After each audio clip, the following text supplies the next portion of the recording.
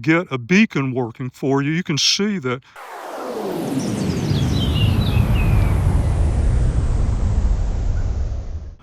well, good evening and welcome to the Arbor Hills Nature Preserve in Plano, Texas. Tonight's exercise is a first field test of the FENIX E06R Keychain style flashlight. Now, I want to thank Phoenix Lighting for sending me this product and making the review possible. This is the E03R V2. I reviewed this, or I did a very quick field test on the channel as a favor to some early subscribers to the channel, and this turned out to be one of the best pieces of kit I ever bought, and I did go out of pocket for it. So I was very enthused when Phoenix announced the 06R. Now both of these are marketed as keychain lights. There are my keys. I'll leave it up to you to determine whether or not that's something you would put on your keychain. For my purposes, just being able to clip it on the strap of my ruck, clip it pretty much anywhere I want. Yeah, it's perfect. So let's start with a brief size comparison.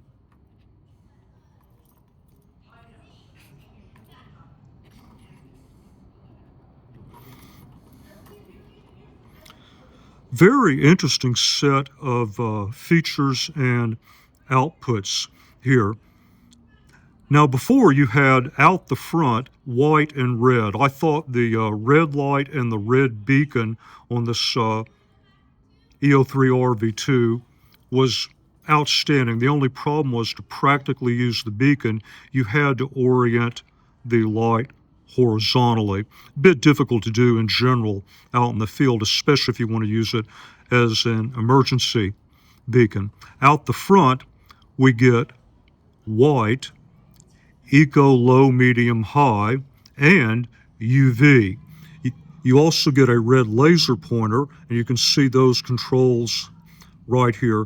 Only thing I've noticed, as you might imagine, if it's really cold and you're wearing gloves, it takes a bit of getting used to, but you will get there. The addition of UV is very interesting to me because I'm currently considering this as a possible use as a tracking light.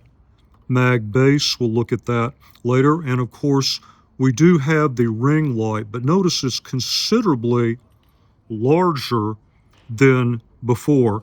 Kind of the issue that I had with this early on, in addition to being so small and one lumen, was it was only a slow pulse. And from a practical standpoint, cool aside, purely for practical, possibly using as a beacon because it's so easy to hang in this orientation. With the pulse, you start out at peak, then slowly go down to nothing and then back up. That's one cycle. Well, the average output over the course of one cycle is notably less than the peak. So you have less than a lumen output on average. And it was also so small, much larger here.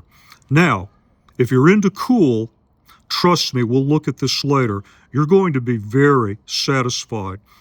But if you want practical along with your cool, I'm going to show you the beacon on this later, and I've got a YouTube short out on this now. Pretty extraordinary. We're going to take an in-depth look at that tonight. UI, pretty much the same as before, the half-second press and hold for on and off, click to cycle through the outputs. If you're in the white output, you can press and hold to go to UV or laser pointer and back with memory. There's a little caveat, and that is that if you're in the ring or the pulse light, okay, you cannot directly switch to UV. If you're in the white light, you would normally double click from off to go into the ring light. If you double click, you're just going to change the output level. So little something to keep in mind there, but enough of me babbling on. You really want to see what this light is all about. So let's get out there and do it. So at the bridge where I normally do output level test in Eco,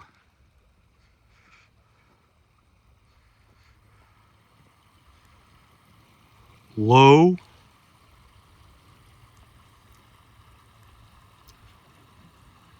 medium looking down over the creek over a bright night,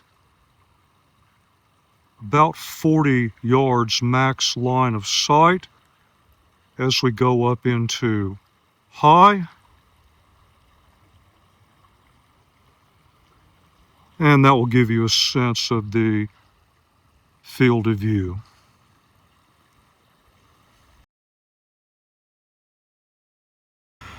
Double click from off to get to the ring light. There's your first option, RGB, aka psychedelic. Let me step back a bit. Pulse red, I'm about 3 to 4 feet away. Pulse blue. Now that is a beacon. If I'm searching for you and this is all you've got working for you, I think you're going to see later tonight, this is a extremely practical emergency light. So I think FENIX did a pretty good job here. You get the cool if you're into cool, and you get the practical as well. Okay, turn the ring light off and then turn the laser pointer on. I want to try something, so bear with me for just a couple seconds. Okay, that's with my headlamp on a very low flood. Let me up the flood.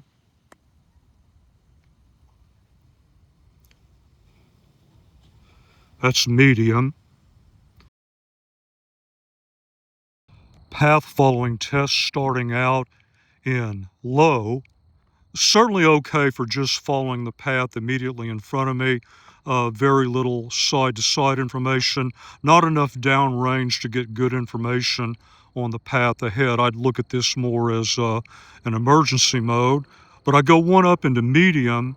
Okay, now I'm getting the slope of the terrain ahead. Good contrast on the ridges from rain wash, other dips, areas, rocks I might trip over. I think in general this is what I would want to use for path following unless I was in more of an extreme battery conservation mode. So when I'm tracking, I like to work with my headlamp on a very, very low flood. This is as low as I can go. As you can see, I can't get much detail from the path, but for a tracking light, I like a very low, smooth output. So let's bring the E06R here, just an eco, and so I can get really good contrast for these excellent prints and sign right in here. So I move around.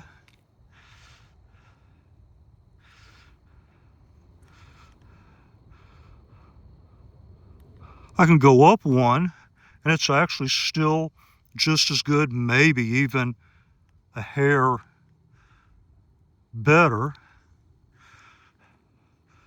But did you see it? So notice I'm switching now immediately into UV. I'm actually going to turn my headlamp off. So now we're in UV. Oh, you see the blue right there? It really, really stands out. That is a cheap, fake pearl. And this goes back to a training exercise I did some time ago.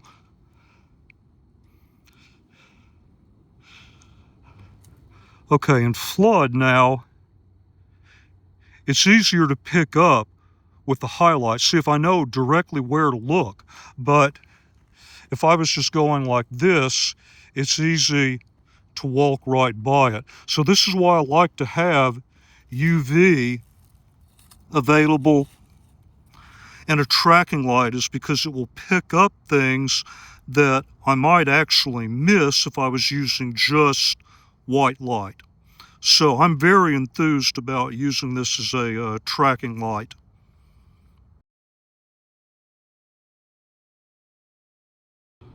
This is the E03R V2 in high.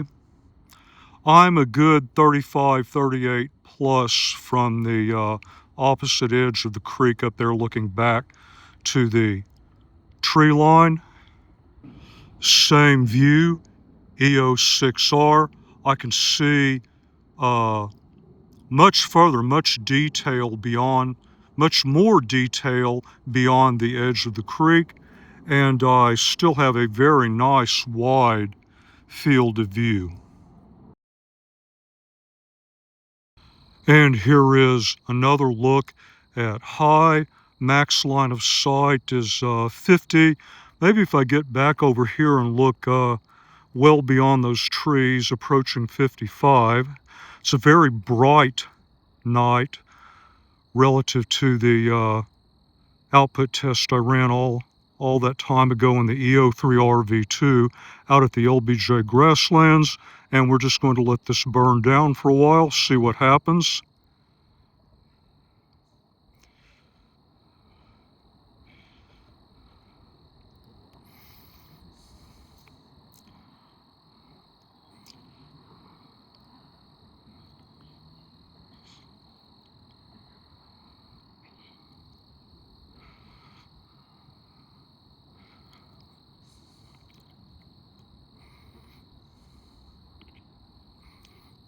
With this one-way clip, I think this would make a great cap light, and so I do plan to use it as an improvised headlamp, and I will do a extended high burn down test at some point within the next few weeks. Over a minute now, actually approaching a minute and a half.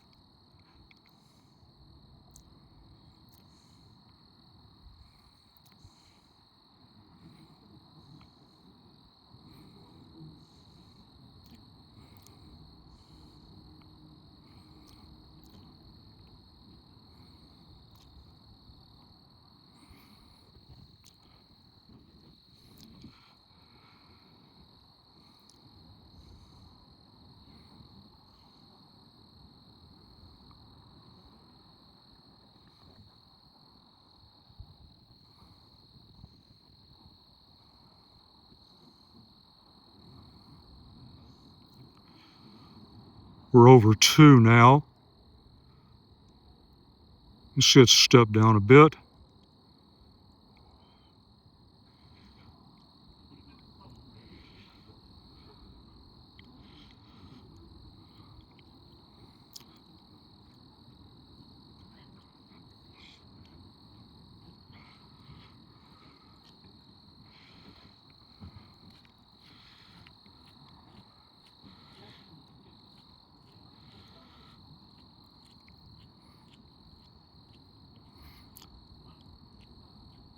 I think at this rate we'll take it to about 3.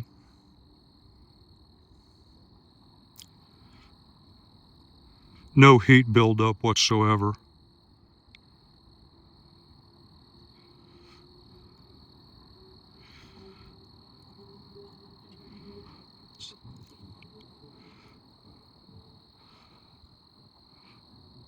Okay, that's a little over 3. I'm going to go ahead and shut this down.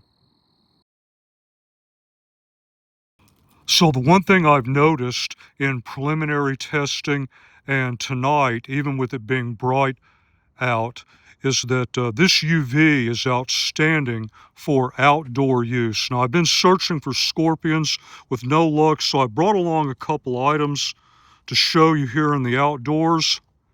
Let me get back about 5 or 6 yards and then I'll work my way in. Okay, I'm out about 6 yards right now.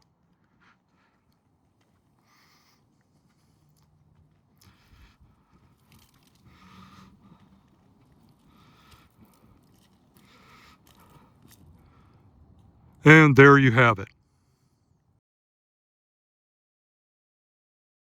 For this segment, I'm going to try to get a little bit in scenario. I'm searching for a lost hiker who went out on the outer loop trail. I'm actually on a shortcut path that leads from the paved pathway out this way and picks up with the outer loop. So typically when I get into kind of an area like this, I'll just do a very slow sweep. And whoa, I just caught something out of the corner of my eye. Can you see it? Okay. Yeah, right in there. I'm going to turn my headlamp off real quick. It's okay, right there. This is over 75 yards, and that is at an angle inside very heavy brush. Let me walk up there and show you, but that is the E06R beacon, and I'm actually looking at it straight on with my headlamp on medium spot, and I can still see that. But the big thing is I caught that out of the corner of my eye very easily. And I know what you can't see is off to the right in another opening. I have the E03R V2 green pulse going. Can't see that at all. So hang on just a second or two. So now we are substantially closer. The E03R V2 pulse is actually more straight on. The E06R beacon is at more of an angle. But the important thing was I caught that bright flashing red-blue action literally out of the corner of my eye. So if this is a realistic search and someone was coming along this path here, they were at the absolute end of their rope. They've been yelling and screaming. They're injured. They don't have a whistle, maybe a broken cell phone when they fell, whatever.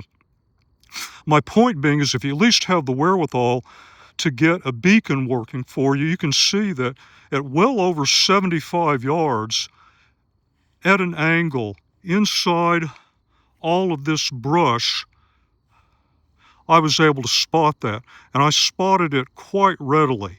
Yes, it helped that I placed it there in the first place, but straight up, 100% transparency. If I had to choose between the two for a practical beacon, I'd go with the E06R. That thing is a beast. So like I said before, you've got your cool and you've got your practical. And looking at the other angle, this is where I had the E06R hanging. It was actually angled off this way. And that is what it had to work its way through. I had the E03R V2 hanging up here, and it had to work through a bit of that. So I just wanted you to see things from both angles. So one final look and high, I'm thinking about incorporating this view into more videos. Not sure what the max line of sight is, got to be well over 100 yards, so I just thought you might like to have one last view and high output. So mag base works great. I'm going to go ahead and wrap it up here. Hope you saw everything you needed tonight. I do have at least one more test I'm going to run, which is to use this as an improvised headlamp, a cap light, and I'll do a extended high burn down. As you can see, it has an open charging port. So I may combine that with a rain exposure test. In fact, if I play my cards right, I can get two for the price of one in that outing. So by now you know the score. Thanks for your time. Thanks for watching the video. Wow, man. I'm an old fool from the old school, an ardent pragmatist, so I'm trying to up my cool factor, totally grooving out to this psychedelic light. Like, wow, man, is that Inagata DeVita playing in the background?